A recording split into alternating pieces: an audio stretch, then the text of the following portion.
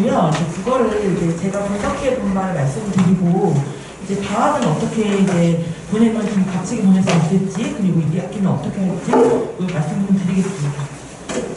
네, 제 소개를 먼저 드리고요. 자, 이번 시험의 난이도와 경향성과 저는 어떻게 봤나, 아이들과도 생각이 다를 수도 있고 같을 수도 있지만 보여드리고요.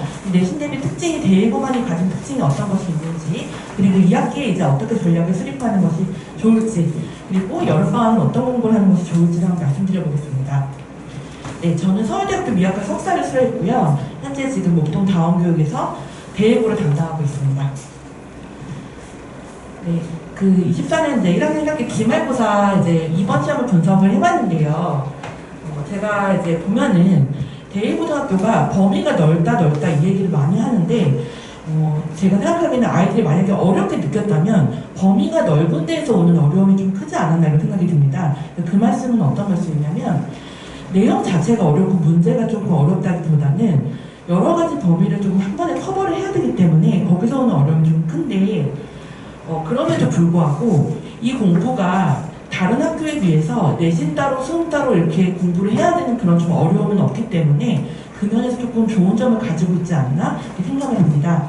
그래서 보시면은 총 30문제인데 선택형 22문제에 서적형이 이렇게 8문제가 나오게 되었고요. 난이도가 중상이라는 것은 범위 측면에서 그 상이라는 걸 제가 좀 넣었고, 경향성을 보시면은 다른 학교들은 대부분의 학교가 범위라 하면 문법 아니면 문학 이렇게 크게 두 부분으로 나눠지게 됩니다. 그런데 이 대일고 같은 경우에는 선생님께서 굉장히 욕심이 많으신 것 같아요. 그래서 아이들에게 정말 모든 영역을 골고루 조금씩 다 공부를 시키겠다. 이게 좀 많이 느껴지는데요. 그래서 보시면은 출제 영역이 문학을 보시면은 먼저 이제 교과서를 통해서 이제 갈래별 문학을 배우게 되고요. 근데 이 갈래별 문학을 배웠는데 제가 다른 학교랑 비교해서 좀 느낀 점은 뭐냐면, 사실 조금 답답함을 느낍니다. 왜 그러냐면 내신 때 내가 내신 작품만 공부해야 된다니 거기서 오는 답답함이 있는데, 사실 대일고는 공부를 할 때 교과서 작품뿐만 아니라 여기서 파생되는 그 올림푸스 내지는 그런 부교재 작품들을 같이 다뤄주기 때문에, 그리고 이게 또 시험화 되기 때문에 굉장히 이 점이 아이들의 공부를 조금 폭넓게 하기 좋은 측면이 아닌가 생각이 듭니다. 그래서 보시면 이번에 출제된 걸 봤더니 문법뿐만 아니라 논증 영역도 나오게 되고요. 그 다음에 독서, 지문이 한 문제씩 또 나오게 되고, 이렇게 굉장히 넓고, 그래서 문제 자체의 난도보다는 시험 준비하는데 어려움이 여러 가지 다 건드려야 되니까 이게 각각 쓰는 머리가 다른데 모두 전환하기가 굉장히 조금 어려울 수 있겠다는 생각이 들고요. 그래서 하지만 그 문제 내용 자체는 철저하게 수능식을 따르고 아이들이 그 내신 준비만을 위해서 시간을 조금 버릴 수 있는 그런 시간은 없지 않나 이런 생각이 듭니다. 그래서 그리고 또 중요한 것은 문법의 배점이 가장 크다 보니까 뭐니 해도 1학년은 문법이 많은 그 변별력을 좌우하지 않을 생각이 듭니다. 그래서 보시면 이제 시험 범위가 대일고도 굉장히 철저하게 미리 이렇게 문제가 나가고 그대로 출제되는 편인데, 이 시험 범위를 보시면은 딱딱 이렇게 교과서에서 나오는 그런 작품들과 왜 이게 출제되었는지를 조금 가늠해 볼 수 있게끔 이렇게 나오는 것이 부교재에서 이렇게 어떻게 연결되어 나가는지를 이렇게 보여주십니다.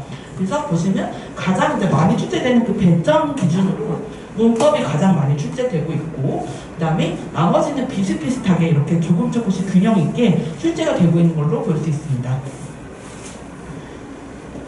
네, 그래서 제가 이제 항상 아이들에게 또 어머니들에게 말씀드리는 것은 뭐냐면, 내신을 대비한다고 해서 그것이 이제 수능 국어랑 어떻게 연결이 되느냐, 이제 그 연결성이 굉장히 중요한 것 같은데, 이 대일고는 그거를 굉장히 길을 잘 만들어주는 것 같아요. 그래서 이 내신 작품 하나당 이제 거기에 따로 있는 작품들, 그 나머지 부교재를 통해서 연습을 할 수 있게 해주고, 그렇게 해서 문학 학습하는 데 있어서 아이들의 깊이를 좀 더할 수 있게 해준다는 점이 좋은 것 같습니다. 그래서 그 점이 어떻게 보면은 사실 이제 아이들이 작품을 시험을 위한 작품을 공부하다 보니까 아무래도 조금 어려운 문제가 나오거나 난도가 높아져 버리면은 그거를 해결할 수 있는 힘이 조금 부족한 걸 많이 보는데요. 이걸 보시면은 아이들이 좀 깊이 있게 학습할 수 있는 훈련을 사실 1학년 때부터 하게 되면은 그 부분이 사실은 크게 좀 영양분과 자양분이 되지 않나 생각을 합니다. 그래서 문학 부분은 그렇고 문법을 보시면은 조금 이제 대일고가 가진 좀 특이한 성질을 문법이라고 한다면은 제가 이 부분인 것 같은데요. 보통 이제 문법은 2학기 때가 중세국어 부분이 많이 나오게 됩니다. 그래서 어느 학교 다 공통으로 중세국어가 어렵기 때문에 이제 고전문법 관련해서 이제 많은 아이들이 이제 어려움을 호소를 하게 되는데, 재밌는 것은 사실 1학년 1학기 이제 1학기 시험에 이제 마쳤고 2학기 시험에 들어가면은 그 2학기 전체가 중세국어 문법이 대부분이 되는데, 이 대1고의 1학년 이제 2학기 중간고사에는 기말고사 내용이 그냥 들어와 버립니다. 그게 뭐냐면 현대국어 문법도 굉장히 많이 나오게 됩니다. 그것은 이제 중학교 과정으로 보시면 중학교 1, 2, 3학년 과정이 고등학교 1학년 내내 있다고 보시면 되는데요. 중학교 3학년 때 아이들이 배웠던 문장론 파트가 중간고사 때 나와버립니다. 그래서 사실 아이들이 중세국어 문법 자체도 어려운데 내가 지금 문장론도 마스터를 해야 되네? 여기서 조금 어려움이 있을 것 같아서 이 부분이 사실 이제 제가 많이 말씀을 드리는 거는 기준을 이제 그러면 어떻게 공부해야 되냐 이 기준을 많이 물어보시는데, 제가 어떻게 말씀드리냐면 1학기 때 시험에서 문법 몇 개 틀렸니? 이걸 이제 물어보는데요. 만약에 내가 1개 이상 틀렸다 그러면 지금 점검이 필요합니다. 그 이유는 뭐냐면 문학에서 1개 틀리는 거랑 문법에서 하나 틀리는 건 조금 다른데요. 그 이유는 문법에서 하나 틀렸다는 건 아직 지금 안 된 파트가 있다는 거예요. 왜냐하면 문법은 굉장히 긴밀하게 연결이 되어 있거든요. 그래서 1학년 때 배웠던, 그러니까 중학교 기준으로 중학교 1학년 때 배웠던 것이 2학년 때, 또 2학년 때 배웠던 것이 3학년 때 다 연결이 되어서 그 다음부터 이해할 수 있게 되기 때문에 이 부분이 되어 있지 않으면 아이들이 아마 1학기 시험에서 많이 헤맸을 겁니다. 그래서 이 부분은 중간 부분이 이제 이번 중간고사에 나오다 보니까 이 중세국어를 점검하기에 앞서서 먼저 현대국어 문법을 문장론 중심으로 점검해 보시는 것도 좋겠다는 생각이 듭니다. 네, 그래서 제가 이제 아이들이 시험 보고 나면 이제 다시는 찾아보기도 싫고 이럴 때가 많은데 현대국어 문법을 그런 측면에서 다시 한번 볼 필요가 있다는 말씀을 드리고 싶고요. 그리고 이제 2학기는 중세국어 문법이라는 게 뭐냐면 이제 현대국어 국어 문법과 중세국어 문법을 비교해서 출제가 되고, 또 그 다음 출제는 중세국어로 이제 내가 배웠다고 친다면 이거로 이제 만들어진 그 문헌을 어떻게 읽느냐, 그거 이제 문제가 나오게 되고요. 문헌을 읽을 수 있다면 그 다음에는 작품을 읽을 수 있느냐, 이제 이렇게 문제가 나오게 되는데요.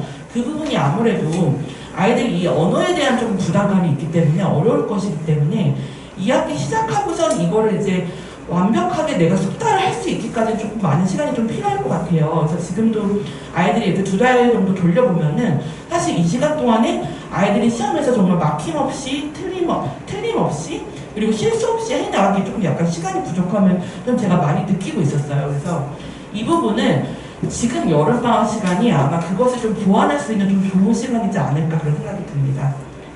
그래서 제가 이제 마지막에 이제 적어놓은 것은 대1고도 이제 학교에서 배부하는 유인물과 또 부교재들이 그대로 이제 시험화가 되기 때문에 이 부분은 내가 학교 내용을 버리고 학원에서 모든 것을 이제 가져간다. 이건 사실 앞뒤가 맞지 않는 이야기입니다. 그래서 저도 학교에서 나눠주는 이 시험 내용과 그리고 여러 가지 그 학습체 내용을 굉장히 이해를 하는 것은 물론 적극적으로 이해하는 게 필요하다는 말씀이 뭐냐면, 제가 어떤 아이들이 시험을 잘 보고 어떤 아이들을 왜 생각보다 못 봤지, 이걸 제가 좀 통계를 내보면 저한테 질문하는 수준이 남다른 친구들이 있어요.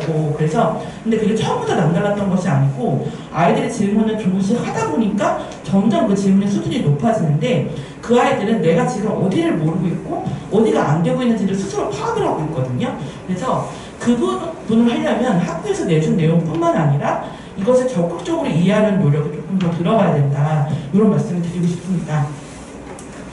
네, 그래서 여름방학 학습 전략은 제가 이제 정말 공부할 것이 많은 친구들인데 이 시간을 어떻게 보내면 좋을 것이냐, 저는 어떻게 생각을 하냐면 그 교과서에서 출제되는 작품 수가 많지는 않습니다. 그래서 이제 아이들이 문제집을 통해서 연습을 하게 될 텐데, 저는 교과서에 있는 작품만이라도 조금은 시험과 떨어져서 조금 목적 없이 읽어볼 필요가 좀 있다고 생각을 합니다. 그래서 이 방학밖에 그런 시간이 없기 때문에 교과서에 나오는 그런 주요 고전 작품들을 한번 내가 천천히 읽어보는 시간을 가지는 거 정말 큰 도움이 될 것 같고요.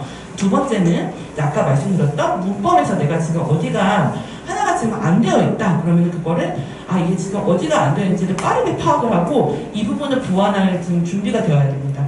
마지막으로 이제 방학을 지내고 나면은 바로 이제 구모가 들어오기 때문에 사실 이제 구모를 내신 준비하는 학교에서는 사실 구모를 많이 신경을 안 쓰는데요. 근데 대일고는 사실 지금 이제 내신이랑 수능이랑 굉장히 밀접한 학교이기 때문에 이 구모를 대비하는 상황, 네, 1학기 때 배웠던 내용들을 이 방학 동안에 정리해 보는 것은 사실 굉장히 중요한 단계인 것 같습니다. 그래서 이 부분을 조금 염두에 주셔서 말씀을 해주시면 좋을 것 같고, 제가 여기에 적진 않았지만 하나 말씀 더 드리고 싶은 거는 아이들이 의외로 이렇게 수행평가 같은 것들을 못 챙겨요. 그래서 보면은 어디서 3점 깎였어요 막 이러고 오는데 너무 허무하게 그런 것들 날려버리더라고요. 그래서 그런 부분들을 이제 집행평가만큼이나 굉장히 중요한 부분이기 때문에 어머니들께서, 부모님께서 그 부분들은 챙겨야 된다, 이걸 조금 각인을 시켜주시면 조금 더 좋지 않을까 그런 생각이 듭니다. 네, 감사합니다.